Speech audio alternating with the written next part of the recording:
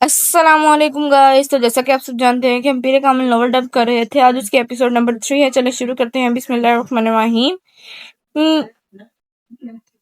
اگر آپ میرے چینل پہ نئے ہیں تو لائک، سبسکرائب اور بیل آئیکن کو دبا کے ضرور جائیے گا. شکریہ. کمرے کے اندر موجود ڈرگ کی بو سے اب پہلی بار وہ الجھنے لگا. اس نے کھڑا ہونے کی کوشش کی اور وہ لڑکھڑایا. اپنی لڑکھڑاہٹ پر قابو پاتے ہوئے وہ سیدھا کھڑا ہو گیا. نیچے جھک کر اس نے کوپ سے کی رنگ، والیٹ اور کریڈٹ کارڈ اٹھائے. پھر آگے بڑھ کر اس نے اسٹوڈیو کو بند کر دیا. اپنی متورم اور سرخ آنکھوں سے اس نے کمرے میں ایک نظر دوڑائی، یوں جیسے وہ کچھ ڈھونڈ رہا ہو، کوئی چیز یاد کرنے کی کوشش کر رہا ہو. پھر وہ کمرے کے دروازے کی طرف بڑھ گیا. ایک بار پھر نیچے بیٹھ کر اس نے اپنے جوگرز پہننے اور ان کے تسموں کو ٹخنوں کے گرد لپیٹ کر گرہ باندھی. پھر دروازے کا لاک کھول کر وہ باہر نکل گیا. روشنی سے یکدم وہ کوریڈور کی تاریکی میں آ گیا تھا. اندھیرے میں اپنا راستہ ڈھونڈتے ہوئے وہ انیکسی کے بیرونی دروازے کو کھولتا ہوا باہر لان میں آ گیا. انیکسی کی سیڑھیاں اترتے ہوئے اسے اپنی ناک سے کوئی چیز بہتی ہوئی محسوس ہوئی. بایاں ہاتھ اٹھا کر اس نے اپنے اوپری ہونٹ پر رکھا. اس کی انگلیاں چپچپانے لگی تھیں. اس نے ہاتھ اٹھاتے ہوئے اپنی انگلیوں کو انیکسی کے بیرونی لائٹ کی روشنی میں دیکھا. اس کی پوروں پر خون کے قطرے لگے ہوئے تھے. اس نے اپنی ٹراؤزر کی جیب ٹٹولتے ہوئے اندر سے ایک رومال برآمد کیا اور اپنی پوروں پر لگا ہوا خون صاف کیا. اس کے بعد اسی رومال کے ساتھ اس نے اپنی ناک سے چمکنے والا خون صاف کیا. اسے اپنے حلق میں کوئی چیز چبھتی ہوئی محسوس ہوئی. اس نے کھنکھار کر اپنا گلا صاف کرنے کی کوشش کی. اسے اب اپنے سینے میں بھی گھٹن کا احساس ہونے لگا. چند گہرے سانس لے کر اس نے اس گھٹن کو کم کرنے کی کوشش کی. وہیں کھڑے کھڑے اس نے 2-3 بار نیچے تھوکا اور ایک بار پھر سیڑھیاں اترنے کے لیے قدم بڑھایا. وہ یکدم ٹھٹک گیا. اس کے ناک میں عجیب سی سنسناہٹ ہوئی اور پھر یکدم کوئی چیز پوری قوت سے بہنے لگی. وہ بے اختیار کمر کے بل جھک گیا. ایک دہار کی صورت میں اس کی ناک سے نکلنے والا خون سیڑھیوں پر گرنے لگا تھا. ماربل پر پھسلتا ہوا خون. وہ اسے دیکھتا رہا. گولف کلب میں تقریب تقسیم انعامات منعقد کی جا رہی تھی. 16 سالہ سالار سکندر بھی انڈر 16 کی کیٹیگری میں 700 پار کے سکور کے ساتھ پہلی پوزیشن کی ٹرافی وصول کرنے کے لیے موجود تھا.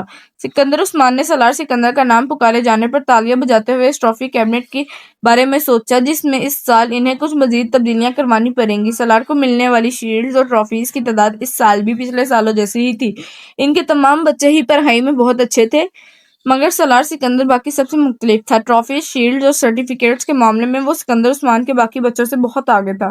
150 آئی کیو لیول کے حامل اس بچے کا مقابلہ کرنا ان میں سے کسی کے لیے ممکن نہ تھا. فخریہ انداز میں تالیاں بجاتے ہوئے سکندر عثمان نے دائیں طرف بیٹھی اپنی بیوی سے سرگوشی میں کہا، یہ گولف میں اس کی 13ویں اور اس سال کی چوتھی ٹرافی ہے. ہر چیز کا حساب رکھتے ہو تم؟ اس کی بیوی نے مسکراتے ہوئے جیسے قدر ستائشی انداز میں اپنے شوہر سے کہا، جس کی نظریں اس وقت مہمان خصوصی سے ٹرافی وصول کرتے ہوئے سالار پر مرکوز تھیں. صرف گولف کا؟ اور کیوں؟ وہ تم اچھی طرح جانتی ہو. سکندر عثمان نے اپنی بیوی کو دیکھا جو اب سیٹ کی طرف جاتے ہوئے سالار کو دیکھ رہی تھی. آئی بیٹ اگر یہ اس وقت اس مقابلے میں شرکت کرنے والے پروفیشنل کھلاڑیوں کے ساتھ کھیل رہا ہوتا تو بھی اس وقت اس کے ہاتھ میں یہی ٹرافی ہوتی.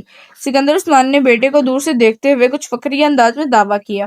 سالار اب اپنی سیٹ کے اطراف میں موجود دوسری سیٹوں پر موجود دوسرے انعامات حاصل کرنے والے سے ہاتھ ملانے میں مصروف تھا. ان کی بیوی کو سکندر عثمان کے دعوے پر کوئی حیرانی نہیں ہوئی، کیونکہ وہ جانتی تھی سالار کے بارے میں یہ ایک باپ کا جذباتی جملہ نہیں تھا. وہ واقعی اتنا ہی غیر معمولی تھا. اسے 2 ہفتے پہلے اپنے بھائی زبیر کے ساتھ اسی گولف کورس پر 18 ہول پر کھیلا جانے والا گولف کا میچ یاد آیا. رف میں اتفاقاً گر جانے والی ایک بال کو وہ جس صفائی اور مہارت کے ساتھ واپس گرین پر لایا تھا، اس نے زبیر کو محو حیرت کر دیا. وہ پہلی بات سالار کے ساتھ گولف کھیل رہا تھا. مجھے یقین نہیں آ رہا 18 ہول کے خاتمے تک کسی کو بھی یہ یاد نہ تھا کہ اس نے یہ جملہ کتنی بار بولا ہے. رف سے کھیلی جانے والی اس شاٹ نے اگر اسے محو حیرت کیا تھا تو سالار سکندر کے پٹرز نے اسے دم بخود کر دیا تھا. گیند کو ہول میں جاتے دیکھ کر اس نے کلب کے سہارے کھڑے صرف گردن موڑ کر آنکھوں ہی آنکھوں میں سالار سکندر اور اس کے ہول کے درمیان موجود فاصلے کو ماپا تھا. اور جیسے بے یقینی سے سر ہلاتے سالار کو دیکھا۔ آج سالار صاحب اچھا نہیں کھیل رہے۔ زبیر نے مڑ کر بے یقینی کے عالم میں سے اپنے پیچھے کھڑے کیڈی کو دیکھا جو گولف کارٹ پکڑے سالار کو دیکھتے ہوئے بربرا رہا تھا۔ ابھی یہ اچھا نہیں کھیل رہا۔ زبیر نے ستائزیہ انداز میں کلب کے قیدی کو کہا۔ ہاں صاحب، ورنہ بال کبھی رف میں نہ جاتی۔ قیدی نے بڑے معمول کے انداز میں انہیں بتایا۔ آپ آج یہاں پہلی بار کھیل رہے ہیں اور سالار صاحب پچھلے 7 سال سے یہاں کھیل رہے ہیں۔ میں اسی لیے کہہ رہا ہوں کہ آج وہ اچھا نہیں کھیل رہے۔ قیدی نے زبیر کی معلومات میں اضافہ کیا اور زبیر نے اپنی بہن کو دیکھا جو فخریہ انداز میں مسکرا رہی تھی۔ اگلی بار میں پوری تیاری کے ساتھ آؤں گا اور اگلی بار کھیل کی جگہ کا انتخاب میں ہی کروں گا۔ زبیر نے کچھ خفت کے عالم میں اپنی بہن کے ساتھ سالار کی طرف جاتے ہوئے دیکھا۔ اینی ٹائم اینی پلیس، کسی بھی وقت کسی بھی جگہ، انہوں نے سالار کی طرف سے اپنے بھائی کو پر اعتماد انداز میں چیلنج کرتے ہوئے کہا۔ میں تمہیں ایک ویک اینڈ پر ٹی اے اور ڈی ٹی کے ساتھ کراچی بلوانا چاہتا ہوں۔ انہوں نے سالار کے قریب پہنچ کر ہلکے پھلکے انداز میں کہا۔ سالار مسکرائے۔ کس لیے؟ میرے بہاف پر تمہیں کراچی چیمبر آف کامرس کے صدر کے ساتھ ایک میچ کھیلنا ہے۔ میں اس بار الیکشنز میں اس سے ہارا ہوں، مگر وہ اگر کسی سے گولف کا میچ ہار گیا تو اسے ہارٹ اٹیک ہو جائے گا، اور وہ بھی ایک بچے کے ہاتھوں۔ So let's settle the scores. وہ اپنے بھائی کی بات پر ہنسی تھی، مگر سالار کے ماتھے پر چند بل نمودار ہو گئے تھے۔ بچہ؟ اس نے ان کے جملے میں موجود واحد قابل اعتراض لفظ پر زور دیتے ہوئے اسے دہرایا۔ میرا خیال ہے انکل، مجھے کل آپ کے ساتھ 18 ہولز کا ایک اور گیم کرنا پڑے گا۔ ازید دروازہ کھول کر اپنی ماں کے کمرے میں داخل ہوا۔ امی، آپ سے ایک ضروری بات کرنی ہے۔ ہاں کہو، کیا بات ہے؟ ازید صوفے پر بیٹھ گیا۔ آپ ہاشم انکل کی طرف نہیں گئی؟ نہیں، کیوں؟ کوئی خاص بات ہے؟ ہاں، امامہ اس ویکینڈ پر آئی ہوئی ہے۔ اچھا، آج شام کو چلیں گے۔ تم گئے تھے وہاں؟ شکیلہ نے مسکراتے ہوئے کہا۔ ہاں، میں گیا تھا۔ کیسی ہے وہ؟ اس بار تو خاصے عرصے کے بعد آئی ہے، شکیلہ کو یاد آیا۔ ہاں، 2 ماہ کے بعد۔ شکیلہ کو ازید کچھ الجھا ہوا لگا۔ کوئی مسئلہ ہے؟ امی، مجھے امامہ پچھلے کافی عرصے سے بہت بدلی لگ رہی ہے۔ اس نے ایک گہرا سانس لیتے ہوئے کہا۔ بدلی؟ کیا مطلب؟ مطلب تو میں شاید آپ کو نہ سمجھا پاؤں، بس اس کا رویہ میرے ساتھ کچھ عجیب سا ہے۔ ازید نے کندھے اچکاتے ہوئے کہا۔ آج تو وہ ایک معمولی سی بات پر ناراض ہو گئی، پہلے جیسے کوئی بات ہی نہیں رہی اس میں سمجھ نہیں پا رہا کہ اسے ہوا کیا ہے۔ تمہیں وہم ہو گیا ہوگا ازید، اس کا رویہ کیوں بدلنے لگا؟ تم کچھ زیادہ ہی جذباتی ہو کر سوچ رہے ہو۔ شکیلہ نے اسے حیرانی سے دیکھا۔ نہیں امی، پہلے میں بھی یہی سمجھ رہا تھا کہ شاید مجھے وہم ہو گیا ہے، لیکن اب خاص طور پر آج مجھے اپنے یہ احساسات وہم نہیں لگے۔ وہ بہت اکڑے ہی سے انداز میں بات کرتی رہی۔ مجھ سے تمہارا کیا خیال ہے؟ اس کا رویہ کیوں بدل گیا؟ شکیلہ نے برش میز پر رکھتے ہوئے کہا۔ یہ تو مجھے نہیں پتا۔ تم نے پوچھا اس سے؟ ایک بار نہیں، کئی بار۔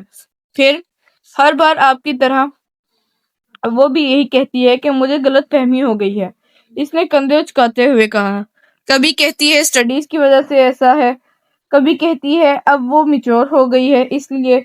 یہ ایسی کوئی غلط بات تو نہیں ہے؟ ہو سکتا ہے واقعی یہ بات ہو، شکیلہ نے کچھ سوچتے ہوئے کہا۔ امی، بات سنجیدگی کی نہیں ہے، مجھے لگتا ہے وہ مجھ سے کترانے لگی ہے۔ ازید نے کہا۔ تم فضول باتیں کر رہے ہو ازید۔ میں نہیں سمجھتی کہ ایسی کوئی بات ہوگی۔ ویسے بھی تم دونوں تو بچپن سے ایک دوسرے کو جانتے ہو، ایک دوسرے کی عادات سے واقف ہو۔ شکیلہ کو بیٹے کی خدشات بالکل بے معنی لگی۔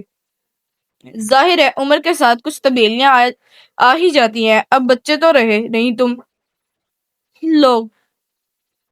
تم معمولی باتوں پر پریشان ہونے کی عادت چھوڑ دو۔ انہوں نے بیٹے کو سمجھاتے ہوئے کہا۔ ویسے بھی ہاشم بھائی اگلے سال اس کی شادی کر دینا چاہتے ہیں۔ وہ کہہ رہے تھے کہ وہ بعد میں اپنی تعلیم مکمل کرتی رہے گی، کم از کم وہ تو اپنے فرض سے سبکدوش ہو جائیں۔ شکیلہ نے انکشاف کیا۔ انکل نے ایسا کہا؟ عزت کو چونکا۔ کئی بار کہا ہے، میرا خیال ہے وہ لوگ تو تیاریاں بھی کر رہے ہیں۔ عزت نے ایک اطمینان بھرا سانس لیا۔ ہو سکتا ہے امامہ اسی وجہ سے قدرے پریشان ہو۔ ہاں ہو سکتا ہے، بہرحال یہی صحیح ہے، اگلے سال شادی ہو جانی چاہیے۔ عزت نے کچھ مطمئن ہوتے ہوئے کہا۔ وہ 16-17 سال کا ایک دبلا پتلا مگر لمبا لڑکا تھا۔ اس کے چہرے پر بلوغت کا وہ گہرا رواں نظر آ رہا تھا جسے ایک بار پھر شیور نہیں کیا گیا تھا، اور اس رویے نے اس کے چہرے کی معصومیت کو برقرار رکھا تھا۔ وہ سپورٹس شارٹس اور ایک ڈھیلی ڈھالی شرٹ پہنے ہوئے تھا۔ اس کے پیروں میں کاٹن کی جرابیں اور جوگرز تھے۔ چیونگ گم چباتے ہوئے اس کی آنکھوں میں ایک عجیب طرح کی بے چینی اور اضطراب تھا۔ وہ اس وقت ایک ہی ہجوم سڑک کے بیچوں بیچ ایک ہیوی ڈیوٹی موٹر سائیکل پر بیٹھا ہوا تیزی سے تقریباً اسے ارائے لے جا رہا تھا۔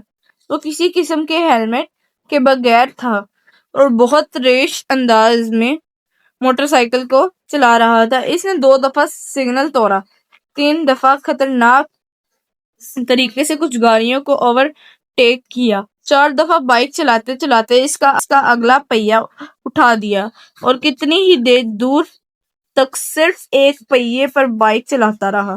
2 دفعہ دائیں بائیں دیکھے بغیر اس نے برق رفتاری سے اپنی مرضی کا ٹرن لیا۔ ایک دفعہ وہ زگ زیگ انداز میں بائیک چلانے لگا۔ 6 دفعہ اس نے پوری رفتار سے بائیک چلاتے ہوئے اپنے دونوں پاؤں اٹھا دیے۔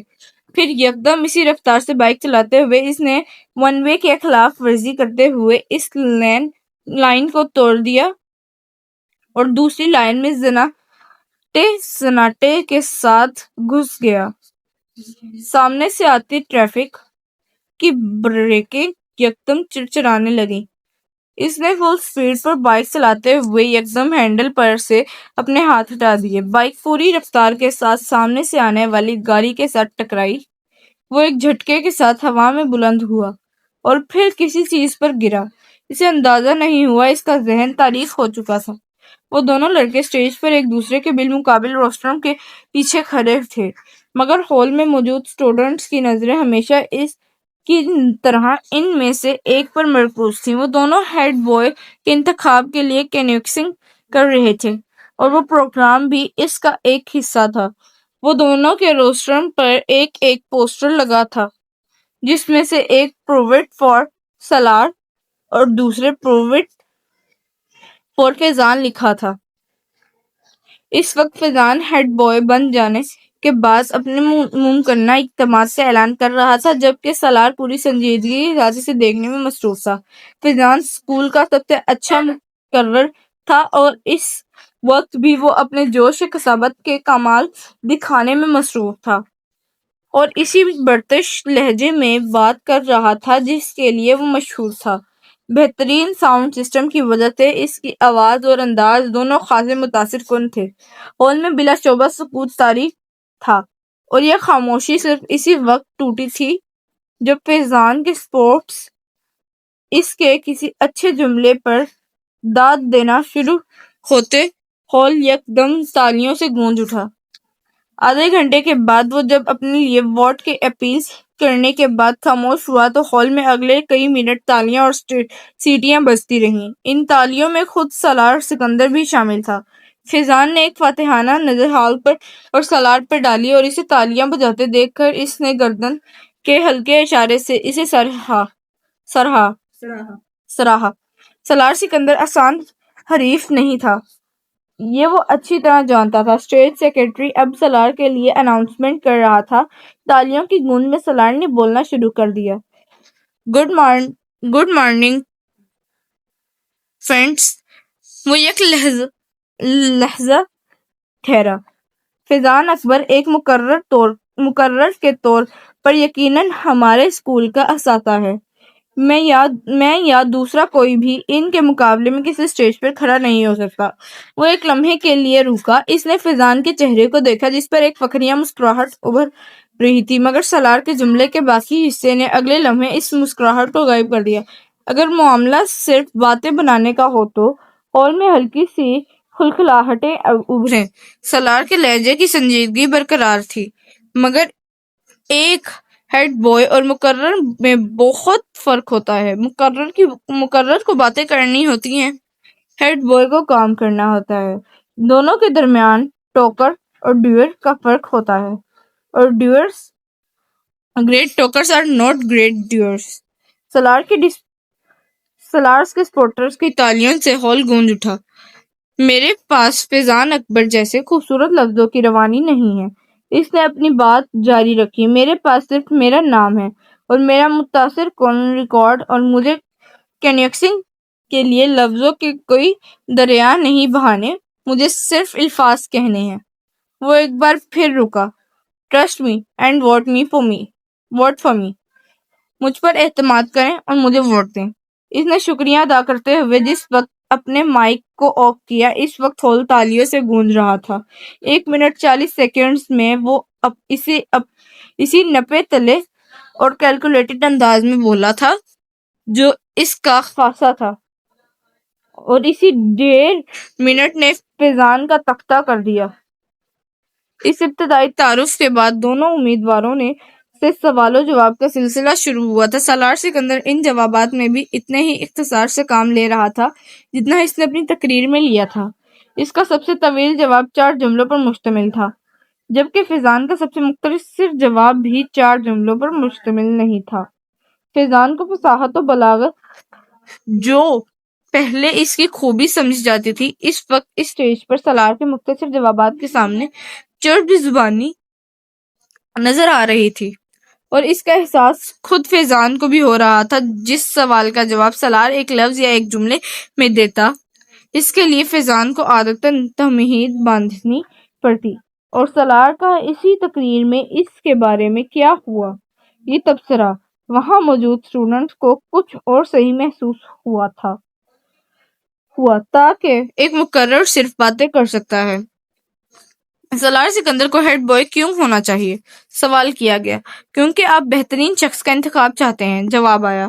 کیا یہ جملہ خود ستائشی نہیں ہے؟ اعتراض کیا گیا۔ نہیں، یہ جملہ خود شناسی ہے۔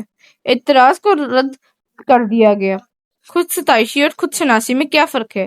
ایک بار پھر چبھتے ہوئے لہجے میں پوچھا گیا۔ وہی جو فیضان اکبر اور سالار سکندر میں ہے، سنجیدگی سے کہا گیا۔ اگر آپ کو ہیڈ بوائے نہ بنایا تو آپ کو کیا فرق پڑے گا؟ فرق مجھے نہیں پڑے گا، آپ کو پڑے گا۔ کیسے؟ اگر بہترین آدمی کو ملک کا لیڈر نہ بنایا جائے تو فرق قوم کو پڑتا ہے، اس بہترین آدمی کو نہیں۔ اگر بہترین آدمی کو ملک کا لیڈر نہ بنایا جائے تو فرق قوم کو پڑتا ہے، اس بہترین آدمی کو نہیں۔ آپ اپنے آپ کو پھر بہترین آدمی کہہ رہے ہیں۔ ایک بار پھر اعتراض کیا گیا۔ کیا اس ہال میں کوئی ایسا ہے جو خود کو برے آدمی کے ساتھ ایکویٹ کرے؟ ہو سکتا ہے ہو، پھر میں اس سے ملنا چاہوں گا۔ ہال میں ہنسی کی آوازیں ابھریں۔ ہیڈ بوائے بننے کے بعد سالار سکندر جو تبدیلیاں لائے گا اس کے بارے میں بتائیں۔ تبدیلی بتائی نہیں جاتی، دکھائی جاتی ہے، اور یہ کام میں ہیڈ بوائے بننے سے پہلے نہیں کر سکتا۔ چند اور سوال کیے گئے۔ پھر اسٹیج سیکرٹری نے حاضرین میں سے ایک آخری سوال لیا۔ وہ ایک سری لنکن لڑکا تھا جو کچھ شرارتی انداز میں مسکراتے ہوئے کھڑا ہوا۔ اگر آپ میرے ایک سوال کا جواب دے دیں تو میں اور میرا پورا گروپ آپ کو ووٹ دے گا۔ سالار اس کی بات پر مسکرایا۔ جواب دینے سے پہلے میں جاننا چاہوں گا کہ آپ کے گروپ کے لوگ کتنے ہیں؟ اس نے پوچھا۔ 6، اس لڑکے نے کہا۔ سالار نے سر ہلایا۔ اوکے، سوال کریں۔ آپ کو کچھ حساب کتاب کرتے ہوئے مجھے بتانا ہے کہ اگر ہم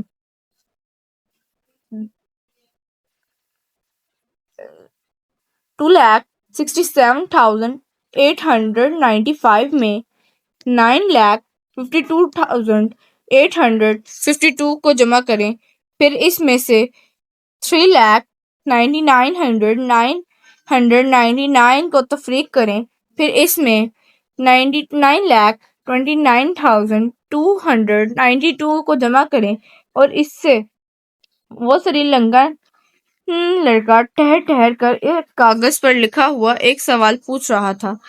6 کے ساتھ ضرب دیں، پھر اسے 2 کے ساتھ تقسیم کریں اور جواب میں 4,92,359 کو جمع کر دیں تو کیا جواب آئے گا؟ وہ لڑکا اپنی بات کو مکمل نہ کر سکا۔